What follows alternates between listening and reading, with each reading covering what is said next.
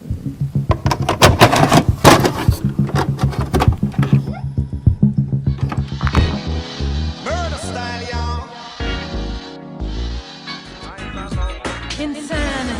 insanity, whatever happened to humanity? Ooh.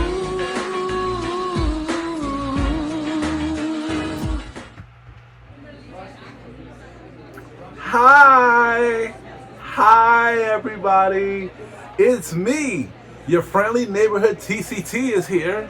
You are watching the Critic Teacher channel, and today is a good review, and it's really surprising.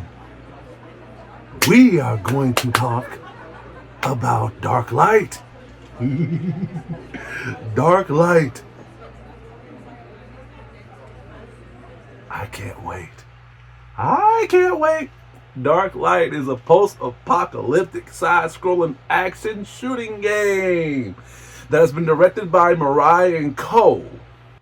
In the aftermath of the apocalypse, the world is surrounded by an impenetrable darkness, a realm now home to creatures birthed from the dark void. As the last of the Dark Hunters, an elite soldier of the human warriors, you are entrusted with a daunting task: to seal the dark void and rescue humanity from the impending doom.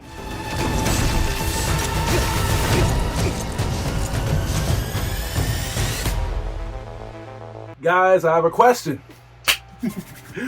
What do you do with $8, huh? What do you do with $8? Buy a foot-long sandwich? No. Find a deal on Amazon and hope that whatever you buy wears and tears in a long manner? No, but you are getting close.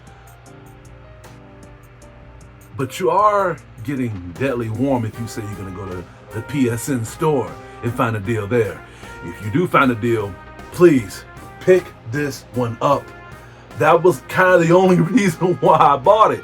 It was only $8.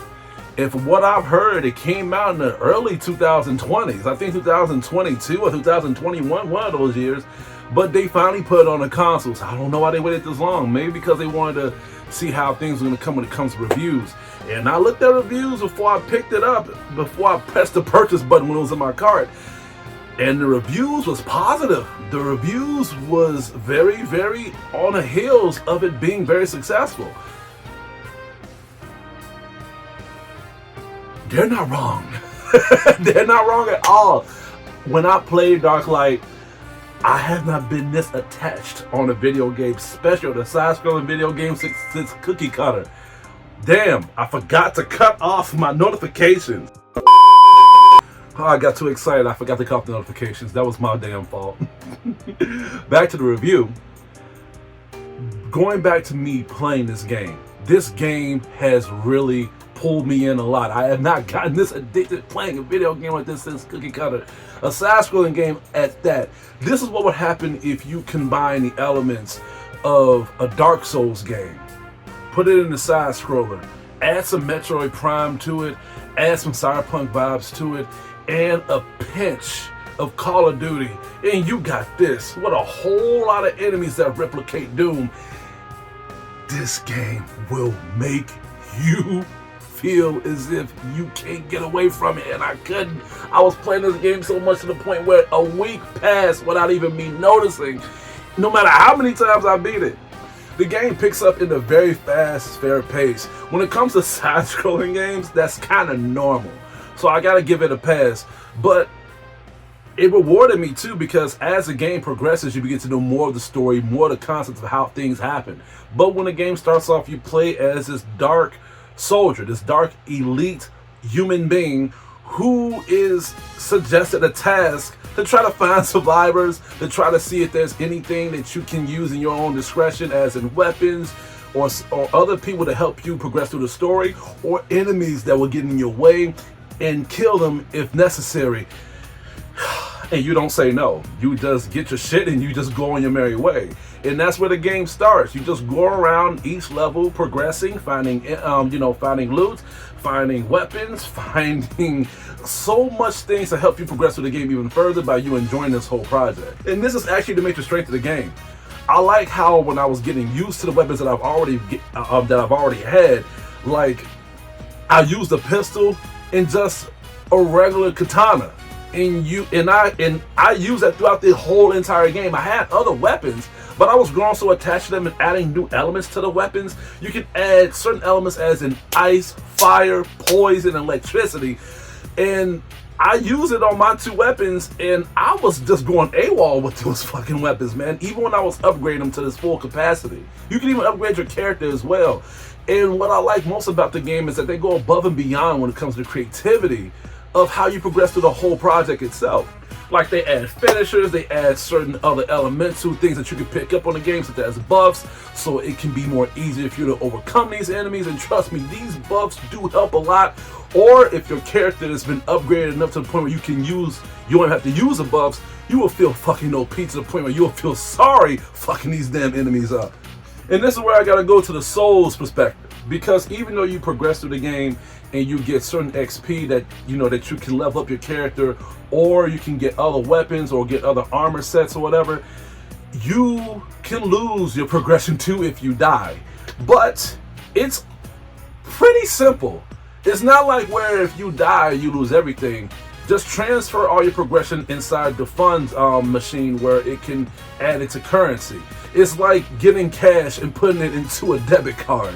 Once you put it in the card, people won't know that you got a fat pocket. How good is the combat? How good is the fluidity of the gunplay and the melee combat? This is when I was beginning to pick at this game with a thick microscope, because by this being a side-scrolling game and I was enjoying it, I was trying to see how these two would do good when it comes to me mixing them both. And let's just say they was both great. I was using the handgun and I was using the katana, and they both felt good. The combat felt fluid when I was in close range combat or when I was far away. It really did feel like they took their time to make the effort of the material of me using these weapons warranted. And it did not get into the way of the whole game at all. Even after I beat the game and I started getting on a new run when I unlocked the nightmare mode, that was when I was trying other weapons, and all the other weapons, including the bigger weapons, was beginning to make me feel as if I was really missing out, and I ended up liking the game even more. And I'm in my current 3rd gameplay right now as we speak. Somebody please help me. I'm trying to get myself out of this game because there's more games coming out pretty soon. Or join me, and we can both be attached to this game together. This is the part where I have to be a little disappointed, because this game doesn't have online multiplayer co-op. Just imagine if it had it. Just imagine if I had it. Oh my God, if I had online multiplayer on this game, I already know the niggas on my team that'll be on this game with me day and night. You won't know which weapon to choose. I'm telling you that right now. Each of these weapons are freaking addicting to use. But I've chose a Doom aspect. After I got done beating the game, I ended up using the big guns. And yeah, it made me like the game and painted a whole different color of me enjoying it in a whole nother way. It's like you switching roller coasters to going into bigger roller coasters so you can know the sky the limit ratio. This game is indeed fun. I enjoyed it from start to finish. The story, the progression cycle, the whole choreography of the whole game itself, and above all, when I was progressing through the game and I was finding some enemies for me to take down, I was surprised they went above and beyond with the story by me choosing who to kill, who not to kill, what side to choose, which team I should join. Yeah, they got clans on here too. And when you join a certain clan, you get a certain varieties of other missions to do as well, which changes up the way how you beat the game. They have went above and beyond to the game to the point where I did come across a couple of bugs on this game on a release of the system. Very, very nerve-wracking bugs. Bad bugs too. But I don't want to get that deep into it, because after a couple of days after release, they updated the game and they fixed it. Look at me. Now closer. Closer. A little more.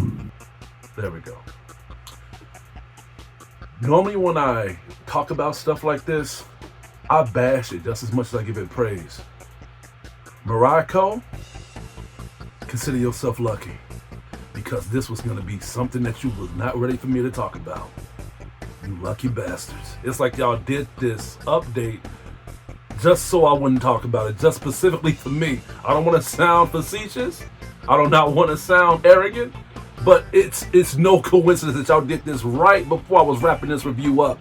Overall, this game was indeed a very, very addicting ride.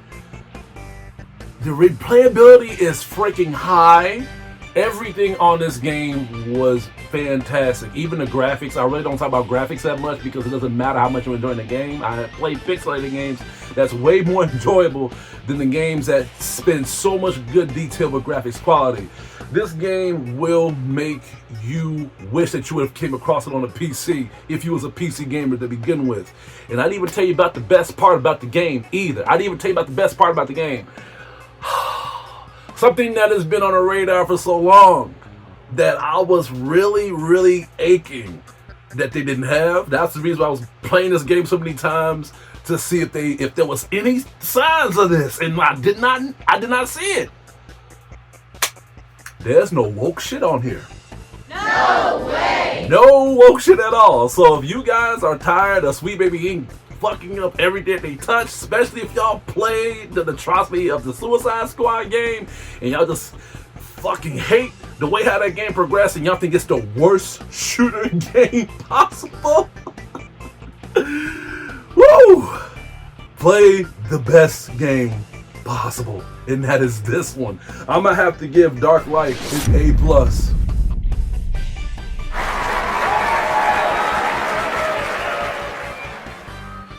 I'm telling you, no woke shit at all.